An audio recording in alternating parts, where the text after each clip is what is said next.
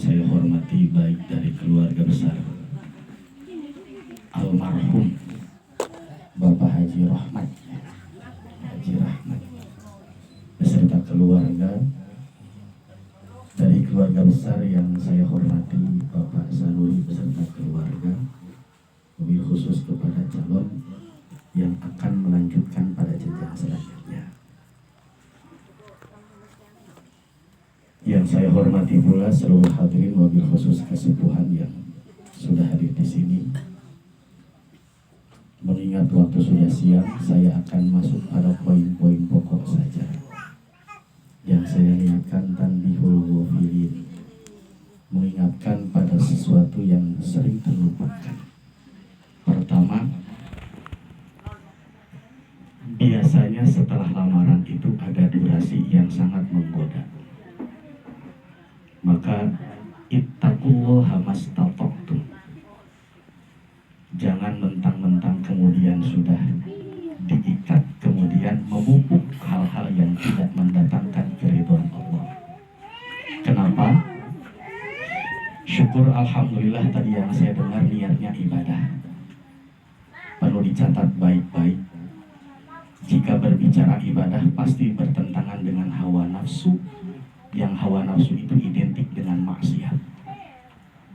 Sehingga tugas siapapun kita, wabil khusus calon kedua mempelai ini, perkuatkan keyakinan untuk tidak tergoda dengan hawa nafsu.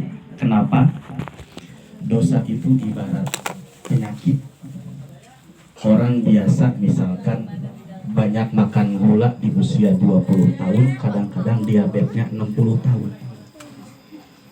Maksiatnya sebelum menikah, begitu punya anak badung.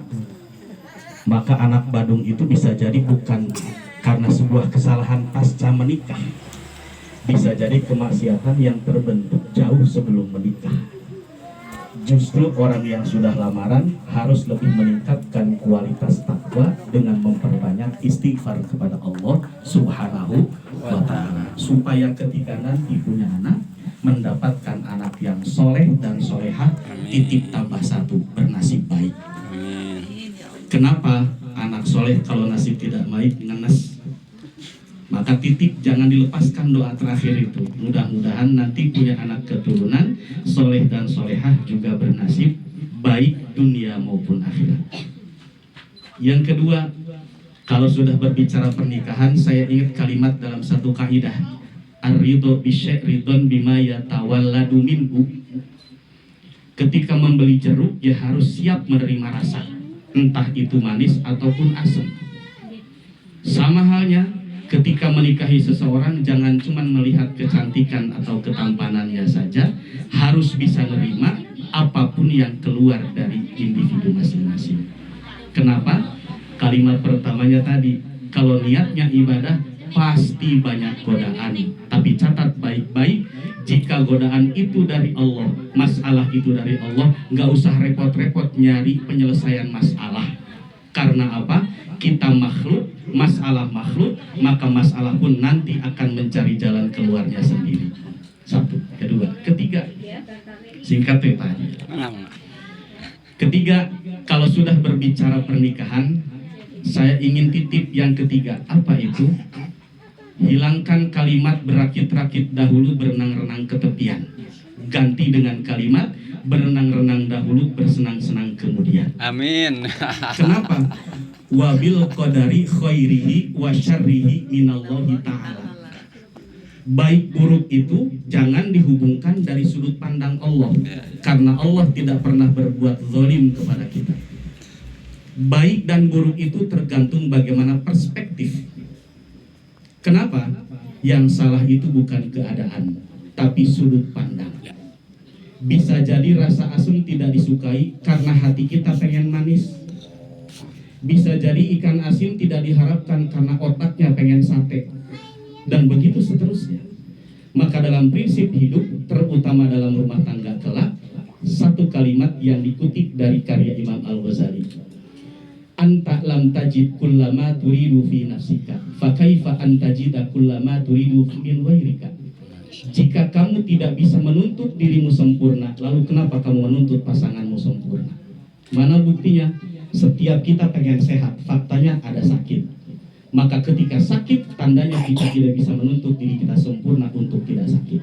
Sehingga apa? Dalam rumah tangga nanti jangan terlalu banyak menuntut, tapi lebih pada memberi. Dan yang selanjutnya, yang terakhir, singkat sajalah. Udah siang, jauh dari Waringin Kurung. Saya juga sebetulnya baru di sini Bufat. Di Hampurannya Kulani Sami. Yang kelima, titip. Karena tadi tausiah, kalau tausiah itu bukan melihat amplop, melihatnya tablighus syariah. Bagaimana caranya agar jangan sampai ada syariat terhilangkan, tersembunyikan. Pertama, titip kepada keluarga besar. Ini yang sedang saya promosikan. Nanti ketika ijab qabul pernikahan, titip cari saksi, bukan melihat jabatan, tapi lihat alim dan kesolehan. Kenapa? Dalam Al-Quran dikatakan, fa in khiftum shiqaqa bainihima fab'athu hakaman min ahlihi wa hakaman min ahliha. Dalam rumah tangga pasti ada konflik, dan ketika terjadi konflik, maka yang harus menyelesaikan adalah hakam. Mungkin ada yang pernah kuliah di Fakultas Syariah, saya dosen dulu di Fakultas Syariah. Hakam itu siapa? Juru damai. Juru damai itu layaknya siapa? Saksi dari mempelai laki-laki, saksi dari mempelai perempuan. Persoalannya, kadang orang nyomot saksi asal-asalan, sehingga ketika berbicara tentang sahnya pernikahan bukan berdasarkan pada pengetahuan, tapi dorongan dari penonton di belakang. Ini adalah isyarat dari baginda Rasul yang menyatakan, yakunu fi akhir zamani ubadun juhalun wa ulama'un fusakun. Di akhir zaman banyak orang ibadah tapi tanpa ilmu. Itu persoalan. Mana buktinya? Kalau kita bicara orang yang rumah tangga, mungkin ada yang sudah 10 tahun, 20 tahun, 30 tahun. Tapi ketika ditanya, berapa rukun nikah? Kadang-kadang masalah. Berarti ibarat sholat tidak tahu syarat dan rukun sholat. Maka tugas Kang Noval dan Teh Dewi apa? Dari sekarang mencari tahu tentang bagaimana siklus kehidupan rumah tangga menurut syariat. Kenapa?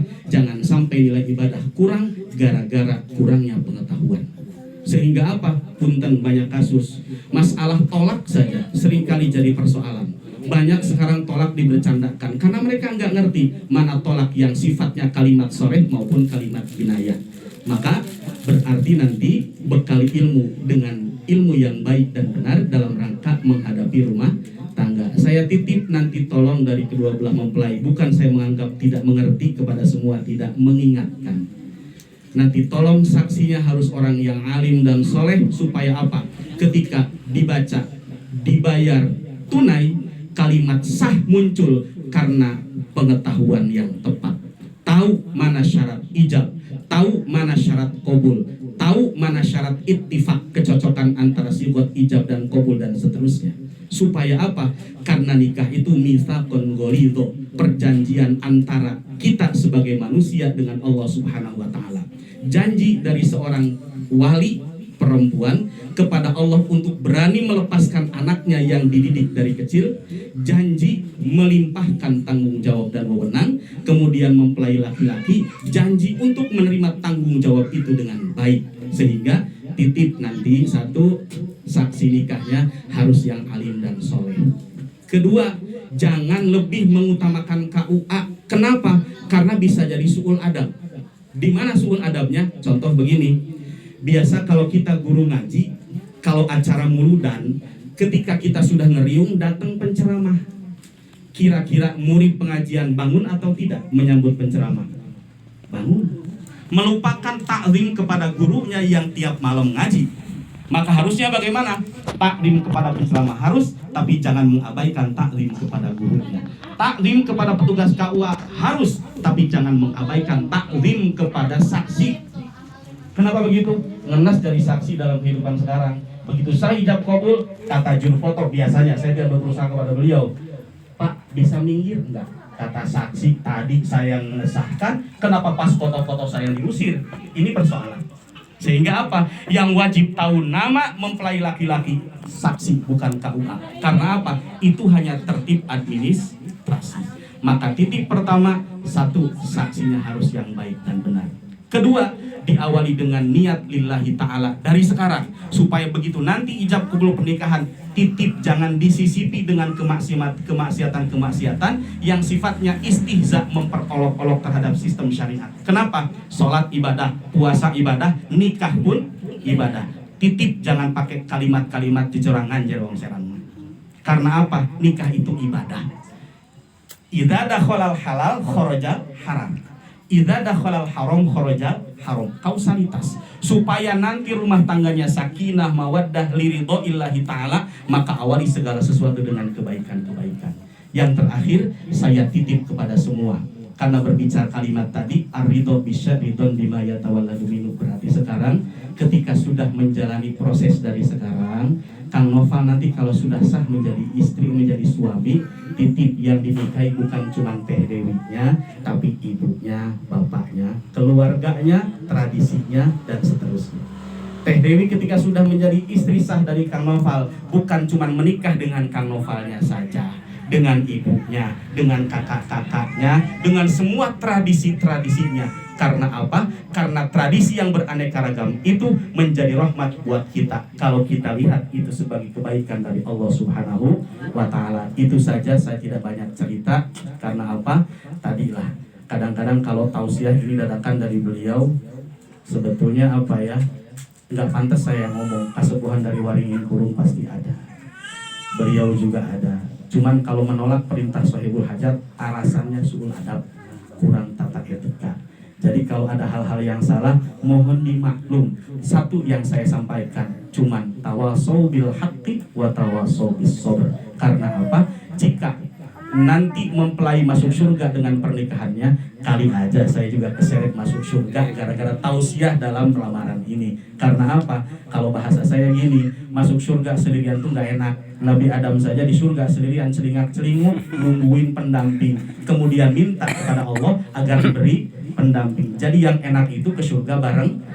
Sehingga apa? Titip kalau kita ini pengen ke surga semua, maka jangan sisipi maksiat-maksiat yang akan merusak tatanan kelancaran kita untuk menuju surganya Allah Subhanahu wa Ta'ala. Demikian yang bisa saya sampaikan. Sekali lagi mohon maaf atas segala hal-hal yang tidak berkenan. Mudah-mudahan bisa berlanjut pada pertemuan yang selanjutnya. Tentu semuanya diikat dalam keridhaan Allah Subhanahu wa Ta'ala. Wa'afu minkum. Wassalamualaikum warahmatullahi wabarakatuh. Waalaikumsalam warahmatullahi wabarakatuh. Wa maghfiratuhu wa ridwanuh. Yang sudah